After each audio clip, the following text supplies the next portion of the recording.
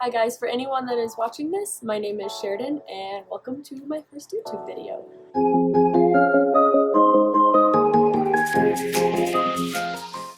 So I've been wanting to make a YouTube video for a really long time, honestly since I was probably in like middle school and I would just sit and watch a billion like makeup tutorials before I would fall asleep. And I've put it off for a really long time just because I kept coming up with reasons, why I shouldn't make one or why I wouldn't be good at YouTube or, why it wouldn't be beneficial to make a YouTube. And all of these reasons kind of played into a lot of the things that I have learned this year. And a lot of the things I learned this year, that's part of the reason why I'm making this video in the first place. So the whole point of this first video is just to talk about all the things that I learned in 2019 that, one, helped me get the courage to make a YouTube channel, but then also just things that I've applied to my life and that I've started to understand about my life that have honestly made me a much happier person, learn who I am and the things that are valuable to me and what I want out of life. With that being said, these are my top 3 things that I learned in 2019 and my biggest resolutions for 2020. So to get started, the first thing, the biggest thing, and honestly I think the most important thing that I learned about myself in 2019 is recognizing when I'm putting up artificial barriers. Basically what an artificial barrier is it's something or some reason you have to not do something that you really want to do, but it's completely fabricated within your own head.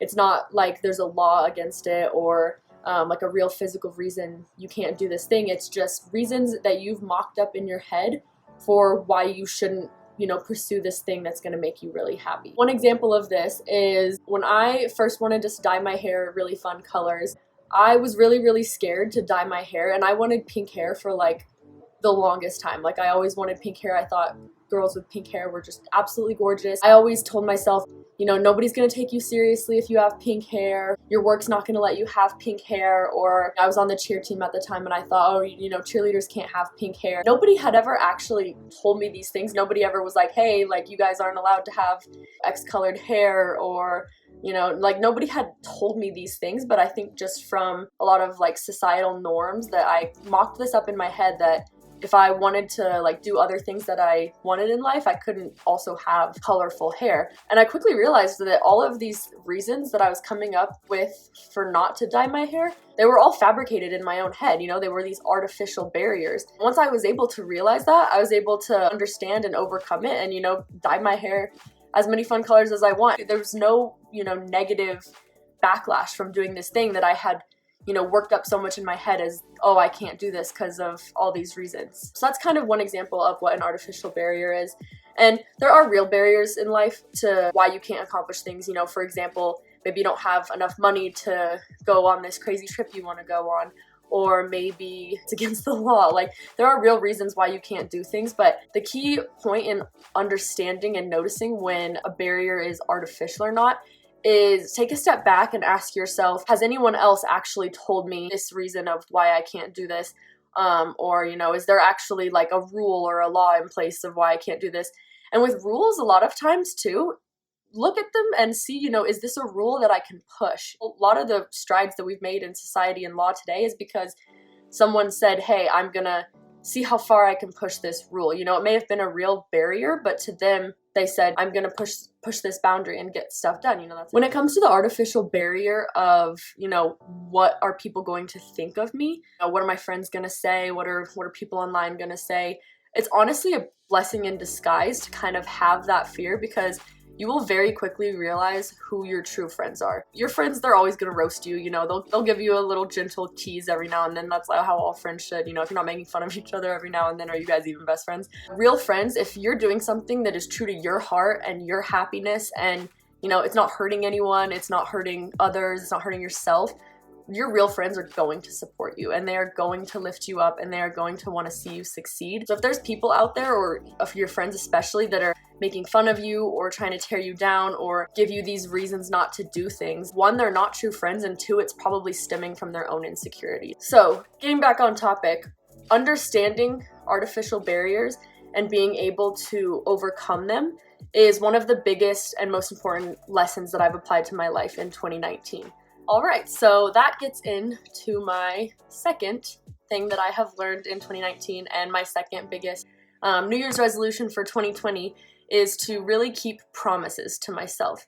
This is actually a really hard one that I don't think a lot of people realize that they do, but a lot of people don't keep promises to themselves. And it starts on a really, really small scale. For example, a really big one for me was I would always, the night before bed or work or whatever, I would say, I want to wake up early and go to the gym, or I want to wake up early so I can curl my hair, or, whatever it is. And then I go to sleep and my alarm goes off. And the second my alarm goes off, I'm like, nope, we're going to snooze that. You don't realize that, but that's you breaking that promise to your, past self. Like, that's something that I wanted to do in the past by in the moment, being lazy or feeling tired and not doing that thing that I wanted to do. I'm breaking that promise to myself. And in turn, that's breaking my trust with myself.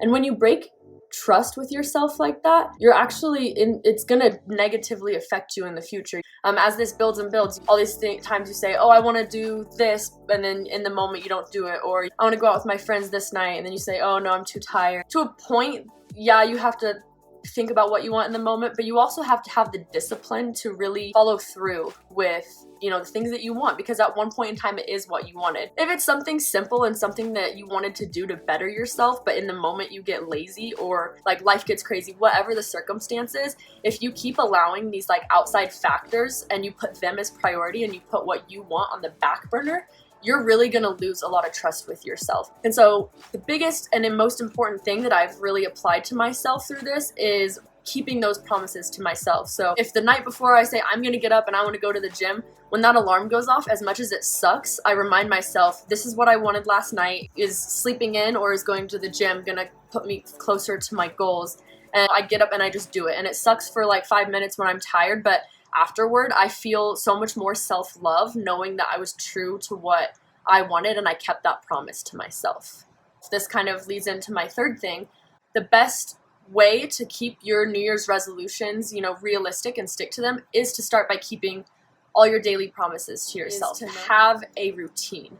And the best way to reach your goals, these big goals you have for 2020, is by having a routine with small steps that you can do daily and then keeping those promises to yourself. So it all kind of combines. For example, say I want to lose 50 pounds, or I want to buy a car, or, whatever your big dream is, you write that on your New Year's resolution, and you're going to get to like February and it's going to seem really big and really scary and you're going to have no idea how to accomplish it. And a lot of times that's why a lot of us bail on our New Year's resolutions by February or March. With keeping a routine, what I've started to do this year and what I really want to do in 2020 is have 3 to 5 morning tasks and 3 to 5 nightly tasks. I want to do these every single night, and these are promises that I'm making to myself that I'm going to keep. So for example, I want to make my bed every morning, I want to take my vitamins every morning, and I want to eat or pack a breakfast every morning. And then at night, it can be something like I want to read 1 chapter of a book every night, I want to do a face mask, or whatever you want, whatever is like in line with your lifestyle, get into a routine with that.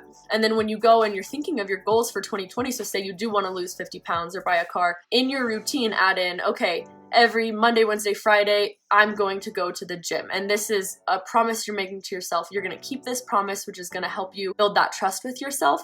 And then also it's a part of your routine that you're going to keep sticking to. In the long run, that's going to help you reach that big goal of, losing 50 pounds. And really stick to it and make it part of your routine. Keep those promises to yourself. And you will honestly feel so much happier and so much self-love because you are putting yourself first. You are keeping these promises to yourself. When life gets crazy, you want to hang out with your friends, you want to do whatever. You're not putting your needs on the back burner. You're remembering what you want and what is true to your values and your morals, and you're sticking to that. Alright guys, so I think that is it. Sorry if it was kind of rambly. I've never sat down and filmed myself before.